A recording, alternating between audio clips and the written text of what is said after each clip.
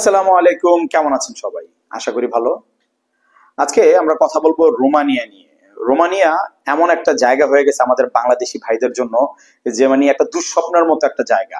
তো এই রোমানিয়ার কিছু ব্যাপার নিয়ে আজকে আমরা আলোচনা করবো, যে রোমানিয়া কি ভিসা হচ্ছে কিনা, হলে কিভাবে হচ্ছে, কাজের চাহিদা আছে কিনা, রোমানিয়া থেকে তারা কি আসলে আমাদের পারমিট দিচ্ছে কি দিচ্ছে না। এই ব্যাপারগুলো নিয়ে আমি চেষ্টা করবো আপনাদের প্রত্যেকটা বিষয় আজকে তুলে ধরার জন্য। সো দেরি না করে চলে যাই আমাদের মূল ভিডিওতে। তার আগে একটা জিনিস বলতে চাই, যে যারা বিদেশ যেতে চান, শুধু রোমানিয়া না, যে কোনো দেশই হোক, আপনারা যে কোনো দেশে যেতে চান, আমার আরো কয়েকটা ভিডিওতে আমি এই ব্যাপারটা তুলে ধরছি। আমি চেষ্টা করবো আরো কয়েকটা ভিডিওতে তুলে ধরার জন্য। আমাদের আসলে মনে হয় জিনিসটা দরকার, সেটা হচ্ছে গিয়ে বাংলাদেশের যেই পরিমাণ মানুষ বিদেশ যেতে চায়, যেই পরিমাণ মানুষ আসলে প্রবাসে যেতে চায়, রেমিটেন্স যোদ্ধা হতে চায়, এই মানুষগুলোর জন্য না আসলে আমাদের দেশের সরকারের কোনো ধরনের কোনো উদ্যোগ, কোনো ধরনের কোনো মানে কিছুই আমরা দেখি না। এই এক ফ্যাসিস্ট সরকার যাওয়ার পরে নতুন সরকার আসলো, এসে কিন্তু চাইলে তারা পারতো অনেক ধরনের কিছু করতে। ডক্টর মোহাম্মদ ইউনূস, ওনার যে একটা ক্ষমতা বহির্বিশ্বে, বা ওনার যে একটা পরিচিতি, ওনার যে একটা নাম, একটা সম্মান, উনি চাইলে হয়তো বা আরো আমাদের জন্য বেটার কিছু করতে পারতো, বিশেষ করে রেমিটেন্স যোদ্ধাদের জন্য। কারণ আমাদের বাংলাদেশের অর্থনীতির চাকার বড় একটা অংশ কিন্তু এই রেমিটেন্স যোদ্ধা ভাইদের জন্য। ঠিক আছে, আমাদের বাংলাদেশ চলতে হলে, বাংলাদেশের অর্থনীতি ঠিক রাখতে হলে আমাদের রেমিটেন্সের যোদ্ধাদের কিন্তু আমাদের খুবই সাপোর্ট করা দরকার। কিন্তু আমরা সরকারের মানে কাছ থেকে এই ধরনের কোনো কিছু কখনো পাই না। মানুষ কিছু থেকে কিছু হলে বর্তমানে ভাই শাহবাগ বন্ধ করা দেয়, রাস্তায় চলে আসে, এইটা হয় সেটা, ছোটখাটো তুচ্ছ বিষয় নিয়ে সবাই চলে আসে। কিন্তু এই যে বড় একটা ব্যাপার, এই ব্যাপারটা নিয়ে আদৌ আজ পর্যন্ত আমি দেখলাম না কাউকে আসলে রাস্তায় আসতে বা এই ধরনের কোনো উদ্যোগ নিতে, কোনো ধরনের কোনো কাজ করতে। আমি বলি না যে আপনার রাস্তায় আসেন, রাস্তা ব্লক করেন, সাধারণ মানুষকে কষ্ট দেন, এই জিনিসগুলো আমি কখনোই সাপোর্ট করি না বা বলি না।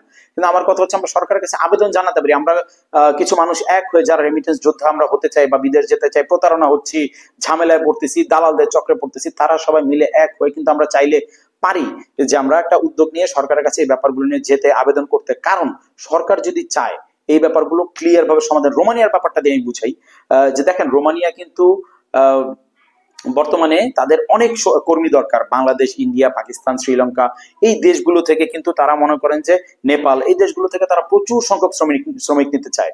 তাদের বিশেষ করে কৃষি কাজ, কনস্ট্রাকশনের কাজে প্রচুর লোকের প্রয়োজন হয়, প্রচুর চাহিদা। আর টপে হচ্ছে বাংলাদেশ। রোমানিয়ার টপ চয়েস আপনার শ্রমিকের জন্য বাংলাদেশ। কিন্তু বাংলাদেশের লোকজন কোনো ধরনের কোনো ভিসা পাচ্ছে না, কোনো ধরনের কোনো হেল্প পাচ্ছে না, জানা জায়গায় জায়গায় প্রতারিত হচ্ছে, বছরের পর বছর অপেক্ষা করতেছে, কোনো ধরনের কোনো সুযোগ পাচ্ছে না। রোমানিয়ার সরকার চাচ্ছে ভিসা দিতে, রোমানিয়ার সরকার চাচ্ছে নিতে, কিন্তু আমাদের কোনো উদ্যোগ নেই, আমাদের সরকারের কোনো ধরনের কোনো ইয়ে নেই, যার কারণে আমরা যেতে পারতেছি না। এক নম্বর হচ্ছে রোমানিয়ার কোনো এম্বাসি বাংলাদেশে নাই, যার কারণে আমাদের অন্য দেশে যেতে হয় এম্বাসি ফেস করার জন্য। তারপরে আমাদের মনে করেন এম্বাসি ফেস করলে অন্য দেশে গিয়ে আমাদের ভ্যালিউ দেয় না, আমাদের পাসপোর্টের মূল্য নেই, আমাদের বাংলাদেশি ভাইরা কোনো ধরনের কোনো সুযোগ পাচ্ছে না। ভিসা আইসা, অফার লেটার আইসা, এইটা আইসা সেটা আইসা, অপেক্ষায় রয়েছে 1 বছর 1.5 বছর ধরে, এইটা পরে রয়েছে, ওই কাগজ পরে রয়েছে, কিন্তু আমরা এম্বাসি ফেস করতে পারতেছি না।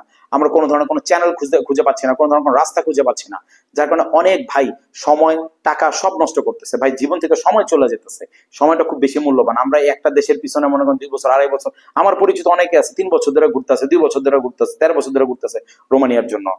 সো এই ব্যাপারগুলো সরকারের আসলে একটু নজরে নেওয়া উচিত। রোমানিয়া কিন্তু আপনাদের লোক লাগে, রোমানিয়ার কাজের চাহিদা আছে, ভিসা হচ্ছে, হচ্ছে না যে বলবো না, হচ্ছে, কিন্তু বাংলাদেশিদের জন্য সমস্যা ভাই। কারণ বাংলাদেশিদের চাহিদা থাকলেও দিতে পারতেছে না, আমাদের সরকারি ভাবে আমাদের কোনো ধরনের কোনো হেল্প আসতেছে না। সো এম্বাসি নাই, এই নানানবিধ সমস্যাগুলোর কারণে হচ্ছে না। তো তাদের চাহিদা আছে। কনস্ট্রাকশনের কাজ যারা জানেন, যারা কৃষি কাজ জানেন, বা যারা কোনো কাজই জানেন না, তাদের জন্য কিন্তু আপনার কৃষি কাজ, কনস্ট্রাকশনের কাজে যাওয়ার জন্য অত বেশি কিছু লাগে না, তারাও যেতে পারে চাইলে। সো রোমানিয়া লোকের চাহিদা আছে, রোমানিয়ার ভিসা টুকটাক হচ্ছে, কিন্তু আমাদের বাংলাদেশিদের জন্য সবসময় সমস্যা। সো এই ব্যাপারটা নিয়ে আমি বলবো যে আপনারা একটু মানে সরকারের সাথে যোগাযোগ করেন, বা এই ব্যাপারগুলো নিয়ে আপনারা কথাবার্তা বলেন। রোমানিয়ার ভিসা আমাদের জন্য টোটালি মানে একটা দুঃস্বপ্ন হয়ে দাঁড়াইছে। সো এই হচ্ছে কি রোমানিয়ার অবস্থা। মেইনলি যে ভিসা হচ্ছে, মানুষ কি বলে যেতে চাচ্ছে, কিন্তু রোমানিয়া থেকে আমাদের দেশের কোনো প্রাধান্য দিচ্ছে না। এটা হচ্ছে মেইন বিষয়। তো যাই হোক, বেশি লম্বা করবো না। আমি আসলে এক দেশের কথা বলতে যে অন্য ব্যাপারে ঢুকে গেছি, কিন্তু আসলে না গেয়েও পারি না। কারণ আমি জানি যে ভিসা হয়, তারপরে যখন যে এই সমস্যাগুলো ফেস করে ভাইয়েরা, আমাকে অনেক ভাই মেসেজ দেয়, অনেক ভাই কল দেয়, ভাই রোমানিয়ার কি অবস্থা একটু জানাবেন, ভাই কোন দেশে যাবো। ভাই যেই দেশে যান রোমানিয়ার ভিসার জন্য, আপনি ইন্ডিয়া যান, আপনি থাইল্যান্ড যান, আপনি ভিয়েতনাম যান, কিন্তু আমাদের বাংলাদেশি পাসপোর্টে ভ্যালিউ দিচ্ছে না। আপনার কাগজপত্র আছে সব জেনুইন কিছু, আপনার সবকিছু হওয়ার পর আপনি ভ্যালিউ পাচ্ছেন, আপনার টাকা নষ্ট হচ্ছে, সময় নষ্ট হচ্ছে। তো এখন আমি কি ওয়ে দিব, কি আপনাদের আপডেট দিব? আপডেট দেওয়ার মতো তো কিছু নাই এখানে। সমস্যাটা তো ঘুরে ফিরে ওই জায়গাটায়।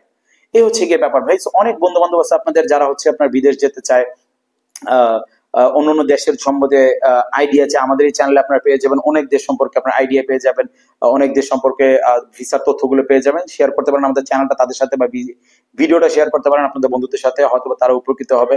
আর যারা সাবস্ক্রাইব করেছেন অসংখ্য ধন্যবাদ, যারা নতুন দেখতেছেন সবাইকে রিকোয়েস্ট করবো সাবস্ক্রাইব করে পাশে থাকার জন্য।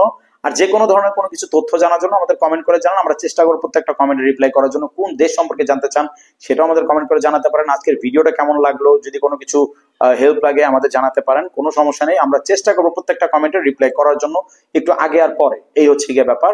তো যাই হোক, দেখা হবে ইনশাল্লাহ আগামী ভিডিওতে অন্য কোনো টপিক, অন্য কোনো দেশ নিয়ে। ততক্ষণ পর্যন্ত সবাই ভালো থাকবেন, সুস্থ থাকবেন। আল্লাহ হাফেজ।